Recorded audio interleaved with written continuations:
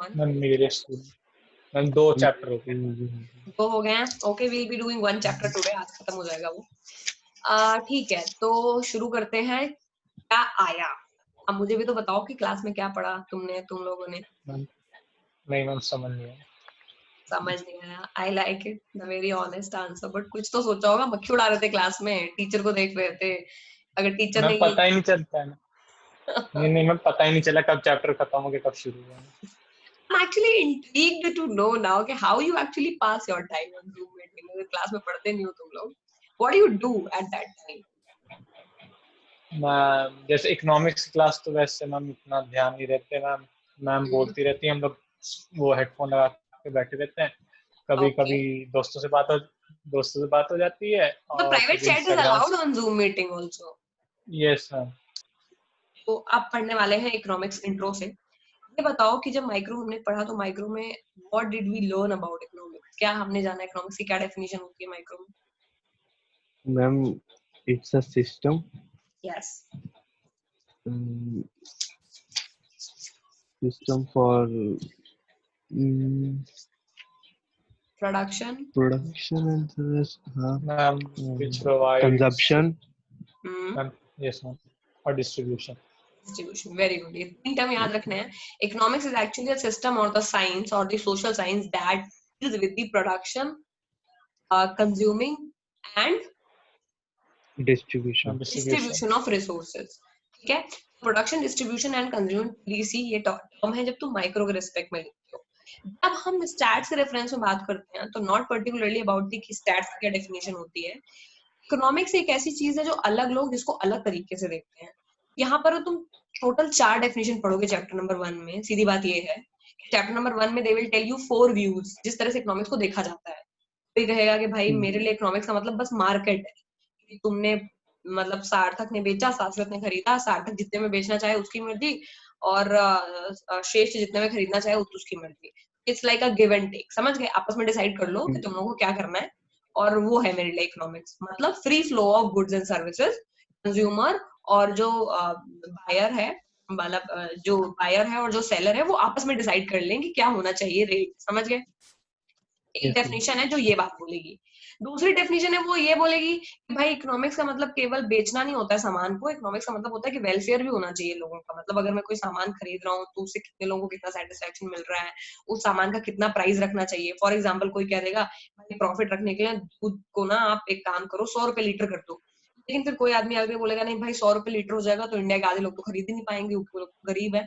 Welfare भी चीज दिमाग में रखनी चाहिए, उस हिसाब से प्राइस डिसाइड होना चाहिए। एक लोग होंगे वो आकर के वेलफेयर का गाना गाएंगे, तीसरा आदमी होगा वो आकर के आपसे बोलेगा कि भाई ये इकोनॉमिक्स वेलफेयर और इन सब के लिए तो ठीक बात है, बट इकोनॉमिक्स एक ऐसी चीज है जो केवल स्कार्सिटी के बारे में बात करती है। मतलब रिसोर्स का ऑल्टरनेट यूज देखना भी जरूरी है। मतलब तुमने कोई सामान बनाया है, अब उस सामान कितने लोगों को जरूरत थी।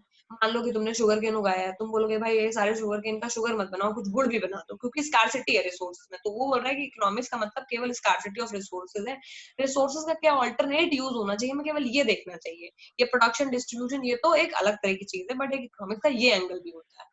चौथा आदमी आएगा वो आकर के तुमसे बोलेगा कि इकोनॉमिक्स का मतलब केवल ये नहीं है कि प्रोड्यूस करते रहो, डिस्ट्रीब्यूट करते रहो, कंज्यूम करते रहो, या फिर लोगों के वेलफेयर के बारे में ध्यान दो, या फिर ये देखते रहो कि कितनी चीजों का कोई ऑल्टरनेट यूज है या नहीं। अल्टीमेटली इकोनॉमिक्स का मतलब तो ये कि ग्रोथ भी होनी चाहिए इंसान की। क्या लगता है कौन सी डेफिनेशन ठीक है? ग्रोथ भी होनी चाहिए। ग्रोथ वाली सारी ही सही है अपनी अपनी जगह पर, सारी की डेफिनेशन अलग अलग है, but they give us the different point of view. इसीलिए हम उनको देखेंगे उन प्रोमिनेंट लोगों के नजरिए से। ये जो पीछे चार लिखे हुए हैं जिन्होंने इस तरह की डेफिनेशंस को दिया है, बट उसके पहले हम एक जनरल एक कॉमन डेफिनेशन के बारे में बात करेंगे। तो जब हम कॉमन डेफिनेशन के बारे में बात करते हैं, इकोनॉमिक्स एक्चुअली देखो दुनिया में जितने भी बड़े टर्म्स हैं, अगर तुम उन्हें भी हिस्ट्री या ज्योग्राफी कोई भी बुक पढ़ोगे या साइंस की किताबों में भी, often it is written that this particular word has been taken from either Greek और लैटिन। किसने नोटिस किया है? Yes ma'am, yes ma'am. होता है या तो उसका कोई Yes, ग्रीक ma'am. ओरिजिन होता है, इसका कोई लैटिन ओरिजिन होता है। कभी किसी को कभी तुक्का भी लगाना हो कि this particular word has come from which language, तो मैं ग्रीक और लैटिन में से कोई एक जो है वो टिक कर देती हूँ, बिकॉज आई नो कि एंशिएंट लैंग्वेजेस में इन्हीं से सारी चीजों के नाम पड़े हैं। तो ये जो इकोनॉमिक्स है, apparently this has also been taken from the Greek language। Greek language में ओकियोस होता है, ओकियोस का मतलब होता है होम। तो उस जमाने में लोगों को बेटा कोई कंट्री का नॉलेज तो था नहीं, ना उस जमाने में कंट्री एग्जिस्ट करती थी, ना उस जमाने में सिटी एग्जिस्ट करती थी, है बात कि नहीं। लोग नॉर्मल कबीलों में रहते थे, ट्राइब्स में, और उनके लिए जो हाउस, उनका जो घर था, वो सबसे बड़ी चीज होती थी। और रिसोर्सेज इतने ज्यादा भी नहीं थे क्योंकि ह्यूमन ब्रेन उतना डेवलप्ड नहीं था, ना तो ह्यूमन ब्रेन का यूज करके बहुत सारा सामान मंगाया था। तो ये मान सकते हैं कि नियरली कुछ एनिमल्स थे उनके पास, कुछ पास्चर्स थे, थोड़ा बहुत खेती करने की चीजें थी, खाते थे, और जो चीजें बचती थी उसे स्टोर करके रखते थे। उनके लिए पूरे साल खाना खाना ही इकोनॉमिक्स था, बात की नहीं, मैंने पहले भी बताया है इकोनॉमिक्स Yes, दूसरी ma'am. क्लास में भी। और उसको उस वक्त क्या बोलते थे, हाउस मैनेजमेंट। तो ओकियोस का मतलब ग्रीस में हाउस होता है, और मैनेजमेंट नहीं, नेमेन करके एक वर्ड है, वो एक्चुअली इकोनॉमिक्स है ना, तो ओकियोस और नेमेन, वो इकोनॉमिक्स धीरे धीरे करके वो चेंज होके ओकियोस और निमोस से ओकियोस फिर इकोनॉमिक्स बना दिया, और लोगों ने उस टर्म को नाम over the period of time अलग अलग लैंग्वेजेस के लोगों ने बोला, तो वो इकोनॉमिक्स में कन्वर्ट हो गया। एक्चुअली वो ओकियोस प्लस निमोस है, समझ गए। ओकियोस और निमोस में ओकियोस का मतलब होम, निमोस का मतलब मैनेजमेंट। तो उस टाइम में ग्रीक लोगों के लिए इकोनॉमिक्स का मतलब it was all about home management, के घर में जो भी सामान है उसको हम कैसे मैनेज करते हैं। ये तो हो गई बेसिक डेफिनेशन कि कहाँ से ये आया है, जो ना कभी पूछी जाती है ना कभी पूछा जाएगा। लेकिन ना लेमैन्स टर्म अगर कोई तुमसे बोले कि economics is about household management, तो correct, countries itself is a home, countries a bigger home, है ना। मेरा घर एक घर है, country is a collection of hundreds and thousands of home, वो भी तो एक इकोनॉमिक्स ही हुई। तो household management is also a term that is parallel और connected to the our present day economics understanding. ये तो होगा हमारी सिंपल सी बात। और इसी तरह की इकोनॉमी होती है, उसके बहुत सारे पार्ट होते हैं, एक पॉलिटिकल इकोनॉमी, सोशल इकोनॉमी, वो हम बाद में देखेंगे। फिलहाल के लिए इकोनॉमिक्स की ये डेफिनेशन किसी को समझ में आ गई, it is nothing but the household management which has originally been derived by oikos और निमोस, जो कि लैटिन लैंग्वेज में है। चलो भाई, इकोनॉमिक कोई बहुत पुरानी डिसिप्लिन नहीं है, because economics as a term did not did not there in the beginning. लोगों को बिगिनिंग में बहुत सारी चीजों के टर्म्स पता थे, लाइफ का मतलब, वाटर का मतलब, बिकॉज वो सारी चीजें वो यूज करते थे। But economics as a branch कोई स्टडी नहीं करता था, क्योंकि स्टडी इटसेल्फ बहुत सालों के बाद आई है। ह्यूमंस तो करोड़ों साल से एग्जिस्ट कर रहे हैं, बहुत टाइम के बाद उन्हें पढ़ना लिखना आया होगा, उसके बाद उन्होंने मैनेजमेंट सीखा होगा, तब उन्होंने इकोनॉमिक्स नाम का किसी डिसिप्लिन को जन्म दिया होगा, और तब उन्होंने उसको पढ़ना शुरू करा होगा। Economics is a new term only, मतलब अभी रिसेंटली कुछ 1000-2000 साल बोल दो के पहले से लोगों ने इकोनॉमिक्स के बारे में एक्चुअली जानना शुरू करा, जब से करेंसी आने लगी। ठीक है, Yes, ma'am. चलो चलते हैं भाई। और इसी वजह से इकोनॉमिक्स बहुत सारे डिस्प्यूट्स और मिसकंसेप्शंस के लिए प्रोन है, क्योंकि ये ओरिजिनली नहीं थी, समझ रहे हो। अलग अलग लोगों ने जब इकोनॉमिक्स को पढ़ना शुरू करा तो अलग अलग एंगल से देखा। जो सबसे पहले जिसने इकोनॉमिक्स पढ़ा उसने अलग तरह से उस चीज को डिफाइन करा इकोनॉमिक्स को। दूसरे इंसान ने जब कंट्री को और इस तरह से ऑब्जर्व करा तो उसने बोला नहीं, इकोनॉमिक्स का डेफिनेशन ये होना चाहिए। इसी तरह we will come across a lot of definitions in economics, primarily 4 जो हम देखेंगे। सिंस इकोनॉमिक्स का ओरिजिन रिसेंटली है, इसके लिए बहुत सारे डिबेट्स और डिस्प्यूट्स हैं कि इकोनॉमिक्स का एक्चुअल मतलब क्या होना चाहिए। इसीलिए हम इकोनॉमिक्स को मतलब से ना पढ़ के अप्रोच से पढ़ते हैं कि कौन कौन किस किस अप्रोच का डेफिनेशन दिया है। सबसे पहली जो अप्रोच है, उस अप्रोच का नाम है वेल्थ डेफिनेशन। क्या नाम है? Wealth definition. Wealth definition. Wealth definition को हेडिंग,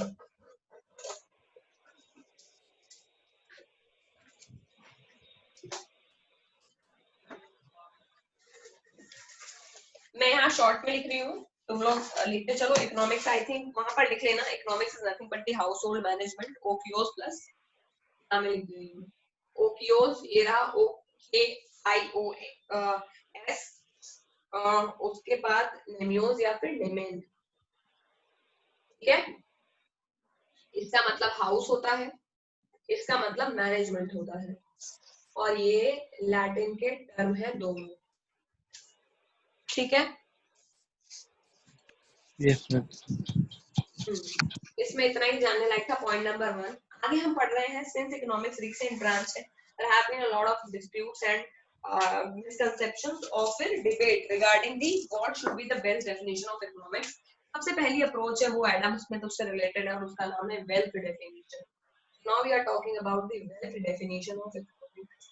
इसका पहला टर्म ही वेल्थ है। वेल्थ का मतलब क्या होता है? Ma'am wealth, ma'am For you, resources. yes, for you wealth is nothing but the money. अगर हमको बोला जाएगा यस आज की डेट में तो तुम बोलोगे वेल्थ मनी होती है, बट इकोनॉमिक्स के टर्म में वेल्थ का मतलब मनी नहीं होता है। इकोनॉमिक्स के टर्म में वेल्थ का मतलब होता है रिसोर्सेज, जो अभी तुमने सही बोला था, resources that satisfy our needs, है बात की नहीं? Yes ma'am. क्योंकि वेल्थ का मतलब जरूरी नहीं है मनी या करेंसी हो, वेल्थ मतलब ऑल द रिसोर्सेज जो हमारी नीड को सेटिस्फाई कर सकते हैं। Water is also a wealth, milk is also a wealth, समझ गए? ऐसा नहीं पेपर करेंसी और कॉइन ही तुम वेल्थ कंसीडर करते। Yes ma'am. तो ये डेफिनेशन ये मान के चलती है कि wealth is nothing but the wealth is resources that satisfy our need. उसके अलावा ये डेफिनेशन एक बात ये और बोलती है कि all the problems of, Adam Smith ने क्या बोला कि इकोनॉमिक्स जो है it is all about creating wealth and,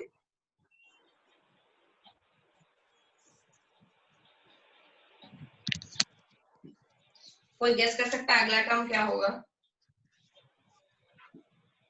ma'am circulating. Using wealth, obviously. Creating, ये अगेन वही डेफिनेशन है, क्रिएटिंग वेल्थ का मतलब रिसोर्स को क्रिएट करना, यूजिंग का मतलब उन्हें कंज्यूम करना, समझ गए? Yes ma'am. क्योंकि wealth is nothing but resources. Adam Smith ने ये बोला कि मेरे हिसाब से economics is all about studying wealth. यहाँ पे वेल्थ का मतलब मनी नहीं है, यहाँ पे वेल्थ का मतलब है वो सारे रिसोर्सेज जो उसको हमारी नीड्स को सेटिस्फाई करते हैं। तो economics is all about creating wealth and using it, बात की नहीं? Yes ma'am. हम वेल्थ को क्रिएट करेंगे, यानी विल क्रिएट डिफरेंट रिसोर्सेज। जिस प्रोसेस से हम डिफरेंट रिसोर्सेज क्रिएट करते हैं, फॉर एग्जांपल एग्रीकल्चर करते हो, ढेर सारी क्रॉप्स उगाते हो, तो वो तुमने क्रिएट कर दी। अब उसको पीस के उसका आटा बनाया, दाल चावल बनाया, उसका तुमने वेल्थ को यूज कर दिया। उन्होंने ये बेसिक डेफिनेशन दिया, बट उसके अलावा एक और चीज उन्होंने बोला कि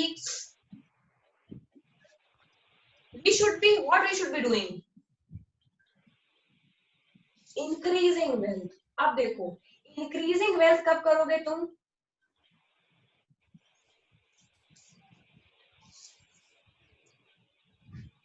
मैम जब हमारी नीड्स वेल्थ से कम, हाँ बोलो।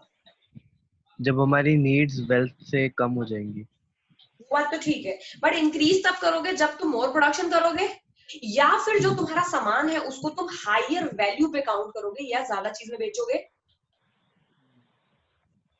यस वेल्थ तो एडम स्मिथ, तो मैं तुम्हें ऐसे ही बता देती हूँ। एडम स्मिथ ये बोल रहे हैं कि believed in free market economy.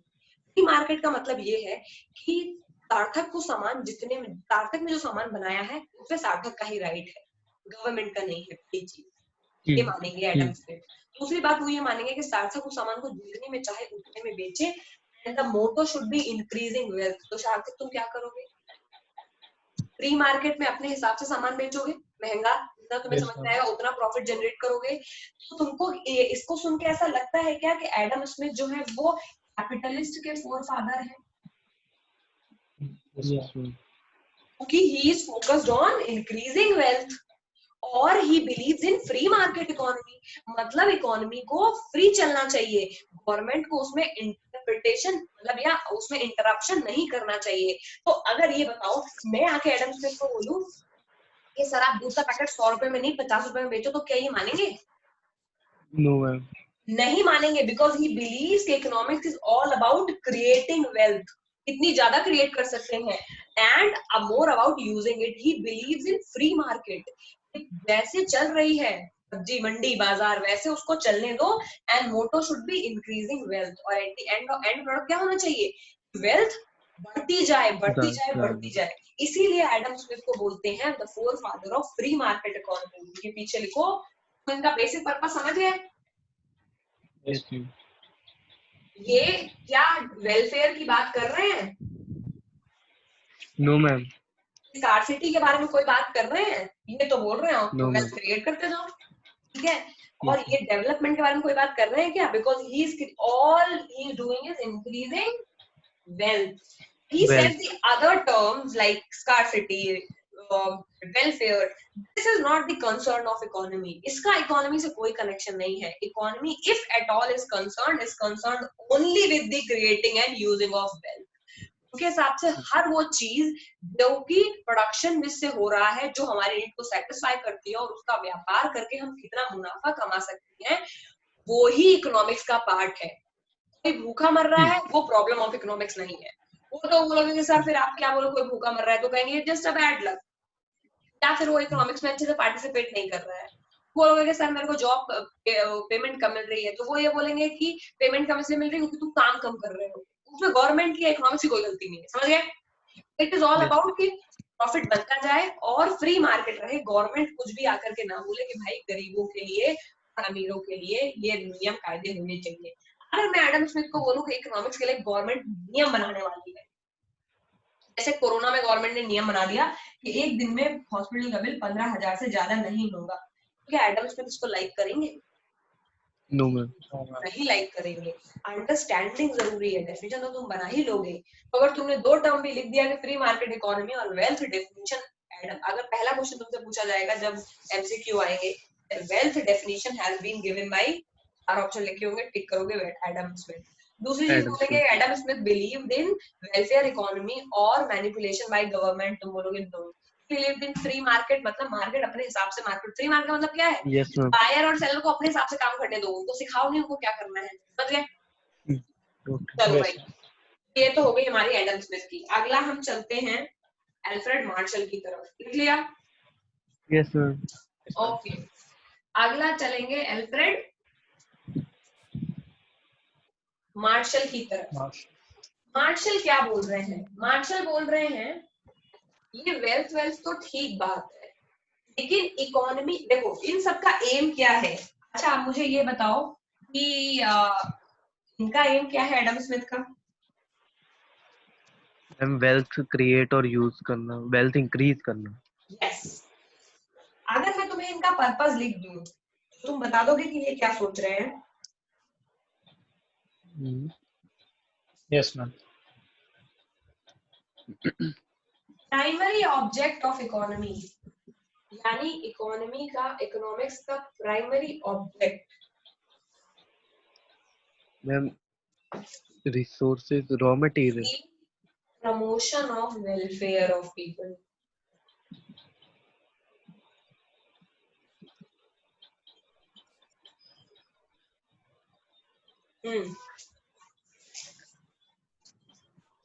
यानी इनके हिसाब से इकोनॉमिक्स का जो प्राइमरी ऑब्जेक्ट होता है वो इंक्रीज ऑफ वेल्थ ना होकर promotion of welfare of people है। अब मैं अल्फ्रेड मार्शल जी को आकर के दो एडवाइस दूंगी। सर आप यहाँ पर एक न्यूक्लियर पावर प्लांट लगा लो और उससे जो आप न्यूक्लियर एनर्जी जनरेट करोगे उसमें आपको 1 करोड़ का फायदा होगा, ठीक है? दूसरा मैं प्लान इनको दूं कि सर आप यहाँ पर एक फूड फैक्ट्री लगा लो और वहां पर आपको फायदा तो 50 लाख का होगा, लेकिन इससे जो खाना बनेगा वो तकरीबन पूरे शहर के 25% लोगों को फ्री मिल जाएगा। और यहाँ पर बोल रहे हैं कि आपको फायदा तो होगा बट ये रोजगार 5-6 हजार लोगों को ही देगा। क्या लगता है कौन सा जो अप्रोच है वो अल्फ्रेड मार्शल को पसंद आएगी? सेकंड वाली, because second involves the promotion और हैप्पीनेस ऑफ ग्रेटर गुड। तो इनका प्राइमरी पर्पस ये नहीं है कि मुनाफा कमाते जाएं, और ये वाली चीज किसको पसंद आई? मैम एडम स्मिथ को। Very good. तो इनका मतलब ये है, एडम स्मिथ बोलते हैं कि अगर तुम मोर और वेल्थ क्रिएट करते जाओगे ना तो तुम ये मत डरो कि किसका नुकसान हो रहा है, इवेंचुअली मार्केट अपने आप इक्विलिब्रियम में आ जाएगी, क्योंकि इतने ज्यादा नंबर ऑफ ट्रेड हो जाएंगे कि सबको मौका मिल जाएगा और इवेंचुअली इक्विलिब्रियम मार्केट में खुद आ जाएगा, जिसको जितना मुनाफा बनाना है बनाने दो। अल्फ्रेड मार्शल क्या ये बात बोलेंगे कि एकदम फ्री छोड़ दो? No ma'am. क्या बोलेंगे वो? मैम वेलफेयर का भी सोचना पड़ेगा। वो बोलेंगे कि स्टडी ऑफ वेल्थ बहुत इंपॉर्टेंट है, जो कि बोला है एडम स्मिथ ने, प्लस लेकिन उसके साथ स्टडी ऑफ ह्यूमन वेलफेयर भी इंपॉर्टेंट है, ठीक है? दूसरी बात वो ये बोलेंगे कि मार्केट को अगर खुला छोड़ दिया पता नहीं है क्या बवाल कर देंगे, स्टेट इंटरवेंशन होना चाहिए, स्टेट इंटरवेंशन फॉर वेलफेयर, अगर स्टेट के इंटरफेयर करने से लोगों का वेलफेयर बढ़ रहा हो तो कर सकते हैं, ठीक है। ओके ठीक है, यस मैम चलो भाई, यही चीज केवल समझने लायक है, तुमको क्वेश्चन केवल एक बनेगा और उस क्वेश्चन का नाम है वेलफेयर डेफिनेशन गिवन बाय, बोलोगे ये, ठीक है। Yes ma'am.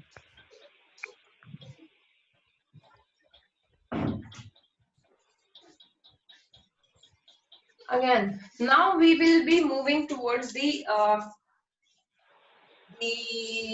one more important type of definition, उसका नाम है स्कार्सिटी डेफिनेशन। ये लिख लिया तुम लोगों ने? यस मैम अगला है डालो स्कार्सिटी, नाम डालो या तो Robins,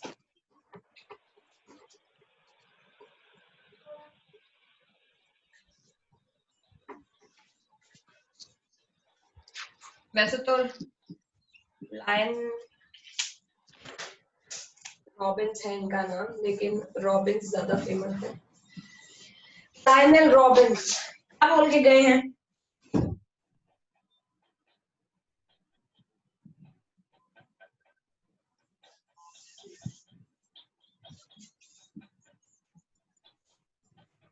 Economics is all about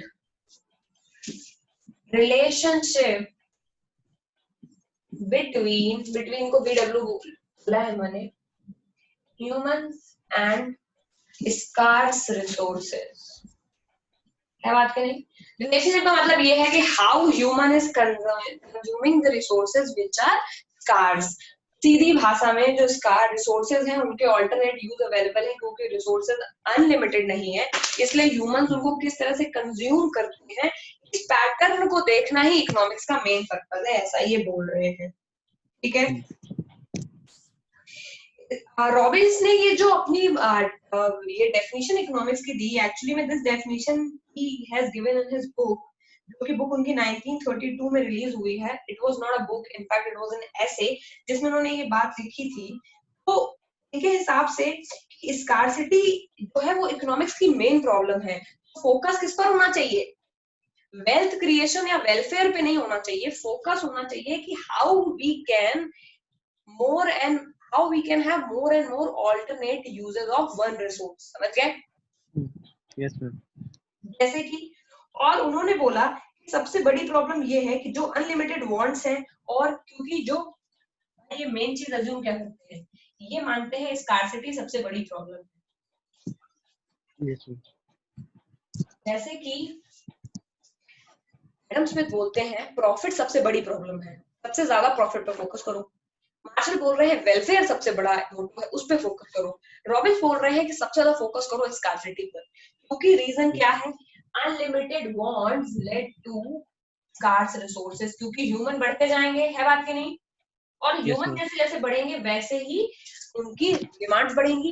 बस अगर ह्यूमंस जैसे जैसे और हम लोग आगे लाइफ में बढ़ते जाएंगे, ह्यूमंस हम लोग और मॉडर्न होते जाएंगे, और जब मॉडर्न होते जाएंगे तो हमारी नीड्स और डिमांड और बढ़ती जाएंगी। तो इकोनॉमिक्स का जो सोचने का तरीका होना चाहिए, that should be focused on the scarcity, कि अब कौन सी चीज है जो कम हो रही है और कौन सी चीज को उगा के हमको किस तरह से इकोनॉमिक्स में अपनी कमी पूरी करनी है, ठीक है।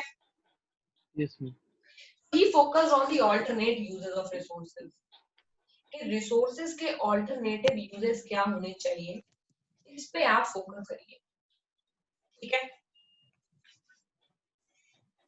यस मैम तो एक बार जब आप रिसोर्सेज की स्कार्सिटी पर फोकस करेंगे तो आपको एक्चुअली ये रियलाइज होगा कि कितनी कमी है रिसोर्सेज की, और फिर जब आपको ये पता चल जाए कि कौन से रिसोर्सेज की कितनी कमी है और कौन से रिसोर्सेज अबंडेंट है, उस हिसाब से आप सोसाइटी में रिसोर्सेज को डिस्ट्रीब्यूट करिए, ठीक है। सोचने का तरीका रॉबिन्स का भी ठीक है, क्योंकि उनके हिसाब से scarcity is the main root of all economic problems. अगर स्कार्सिटी पे फोकस करेंगे तो इकोनॉमिक्स की सारी प्रॉब्लम अपने आप ही सॉल्व हो जाएंगी। इस हिसाब से एडम स्मिथ बोल रहे हैं कि अगर प्रॉफिट पे फोकस करेंगे तो मार्केट अपने आप इक्विलिब्रियम में आ जाएगी, और मार्शल बोल रहे हैं अगर वेलफेयर पे फोकस करेंगे तो इकोनॉमिक्स अपने आप अच्छी चलेगी। वैसे ये बोल रहे हैं स्कार्सिटी पे फोकस करो, क्योंकि हमने माइक्रो में पढ़ा है कि स्कार्सिटी ही तो इविल है, सबसे ज्यादा प्रॉब्लम जो वजह है वो है स्कार्सिटी। अगर स्कार्सिटी को तुम किसी तरह से टैकल कर पाओ, यानी एक ही रिसोर्स के बहुत सारे ऑल्टरनेट यूज निकाल पाओ, तब जाकर के तुम स्कार्सिटी से डील कर सकते हो। ठीक है, जैसे कि एक मैं लाइव एग्जांपल देती हूँ। अगर एडम स्मिथ को बोला जाएगा कि 10 बच्चे, घर में 10 बच्चे हैं और इनके पास पढ़ने के लिए स्लेट नहीं है, क्योंकि उस वक्त बोर्ड तो था नहीं, तो हम इस प्रॉब्लम को कैसे डील करें? एडम स्मिथ कहेंगे कंट्री को और पैसा कमाना चाहिए, इन सारे बच्चों को 10-10 रुपए दे दिए जाएं और ये जाकर के अपने लिए चौक खरीदना है। समझ गए? ये एडम स्मिथ का सोल्यूशन होगा कि हमें और पैसे क्रिएट करने चाहिए और वो पैसे हम इनमें 10-10 रुपए बांट देंगे तो ये प्रॉब्लम सॉल्व हो जाएगी। अगर यही बात पता चल गई मार्शल को, तो मार्शल कहेंगे कि हमारे पास 10 के पैसे तो नहीं है, 5 के पैसे हैं हमारे पास, हम 5 चौक खरीद देते हैं, ये लोग बारी बारी से पढ़ लेंगे। समझ गए? वेलफेयर। तीसरा, जब यही प्रॉब्लम रॉबिन्स को पता चलेगी, वो ये बोलेंगे कि चौक से क्यों पढ़ना है, चौक है मेरे पास 2 चौक अवेलेबल है, इनको 2 चौक दे दो, और जो चौक से नहीं पढ़ पा रहे हैं उनको आप कोयला दे दो, कोयला होता है वो कोयले से जमीन पे लिख के पढ़ लेंगे। उन्होंने पढ़ने के लिए ऑल्टरनेट रिसोर्सेज ढूंढ लिए। समझ गए? तो ये तीनों की अलग अलग अप्रोच है जिस तरह से वो एक प्रॉब्लम को सॉल्व करना चाहते हैं। तो किसी को ये नहीं समझना है कि इकोनॉमिक्स ही एक इशू है। समझ गए? जो मैंने एग्जांपल दिए समझ में आ रहा है सारे? Yes ma'am. या वो ये कहेंगे कि एक को चौक दे दो, एक को कोयला दे दो, तीसरे को पेन दे दो। समझ गए? तो अलग अलग तरह के लोग अलग अलग तरह की प्रॉब्लम का सोल्यूशन बता रहे हैं। ये 3 डेफिनेशन तो हमको समझ में आ गई। लास्ट डेफिनेशन है जो कि सारी डेफिनेशन का कॉम्बिनेशन टाइप से है, उसको भी पढ़ लेते हैं। नाम है सैमुअल्सन, एंथनी सैमुअल्सन।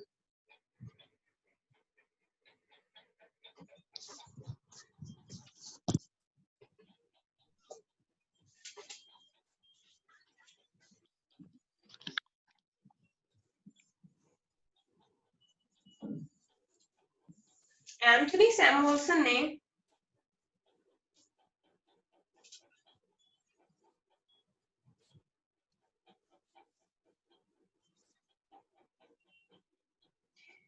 पहली बात तो एंथनी सैमुअल्सन की जो डेफिनेशन है उसको हम बोलेंगे growth definition.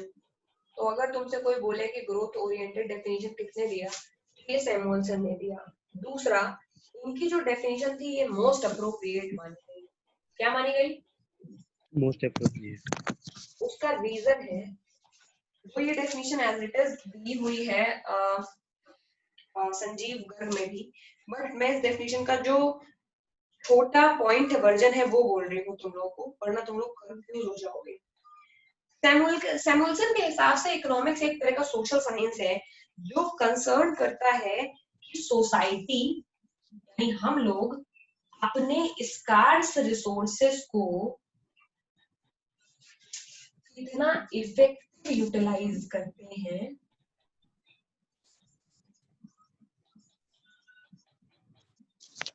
so that growth सबकी हो जाए। किसको लग रहा है कि ये जो है ये सारी डेफिनेशन का कॉम्बिनेशन है? Yes ma'am. सोसाइटी की बात कर रहे हैं, मार्शल के बारे में बात कर रहे हैं, क्योंकि मार्शल ही सोसाइटी पे फोकस करते हैं। स्कार्स रिसोर्सेज की बात नहीं कर रहे हैं, इसका मतलब है कि ये रॉबिन्सन की बात भी कर रहे हैं। ये बोल रहे हैं कि पूरी सोसाइटी अपने स्कार्स रिसोर्सेज को इफेक्टिवली यूटिलाइज कर रहे हैं। तो ये एडम स्मिथ की भी बात कर रहे हैं। जिसको नहीं दिख रहा है वो अब देख लो। इफेक्टिव यूटिलाइजेशन का मतलब क्या है? मैक्सिमम प्रॉफिट है, बात की नहीं? अगर मैं रिसोर्सेज को जितना इफेक्टिव यूटिलाइज, मैं एडम स्मिथ क्यों मना कर रहा है वेलफेयर करने से? क्योंकि इनके हिसाब से जहां 1 करोड़ का प्रॉफिट हो सकता है वहां तुम 50 लाख का प्रॉफिट करवाओगे। Yes ma'am. इफेक्टिव नहीं किया तुमने। इफेक्टिव यूटिलाइजेशन का मतलब ये है कि जो ट्रेड होना चाहिए या जो हमारे इकोनॉमिक एक्टिविटी होनी चाहिए वो ऑप्टिमम या हाईएस्ट लेवल पे काम करे, जितना उससे निचोड़ लिया जा सकता है। बेसिकली कैपिटलिस्टिक एटीट्यूड, कितना प्रॉफिट मैं निकाल सकता हूँ। समझ गए? हिडन चीजों को पढ़ना सीखो। फिर ग्रोथ ऑफ एवरीवन, ये तो उनका खुद का किया हुआ है, ये तो इनका खुद का किया हुआ है, क्योंकि इनकी अप्रोच ही ग्रोथ है। तो सैमुअल्सन की डेफिनेशन मोस्ट अप्रोप्रिएट इसीलिए माना गया क्योंकि ये सारे के सारे इश्यूज को इंक्लूड करती है और उन्हें हाईलाइट भी करती है। ये नहीं बोलती कि सोसाइटी को इफेक्टिव यूटिलाइजेशन नहीं करना चाहिए रिसोर्सेज क्योंकि उसे वेलफेयर करना है। बोल रहे कोई तो ऐसा तरीका होगा जिससे हम इफेक्टिव यूज भी कर सकें, अपने रिसोर्स की स्कार्सिटी के बारे में भी पढ़ सकें और ग्रोथ ऐसा करें कि सारे लोगों के ग्रोथ उसमें इंक्लूडेड हो। समझ गए? यस ओके, तो अगर तुम्हें Yes, डेफिनेशन बनानी होगी तो तुम ये बता सकते हो Samuelson deals how the society utilizes its how the society effectively utilizes its scarce resources for the growth of everyone। जो मैंने लिखा है उसके बीच में बस प्रीपोजिशन ऐड करना, बन गई तुम्हारी डेफिनेशन।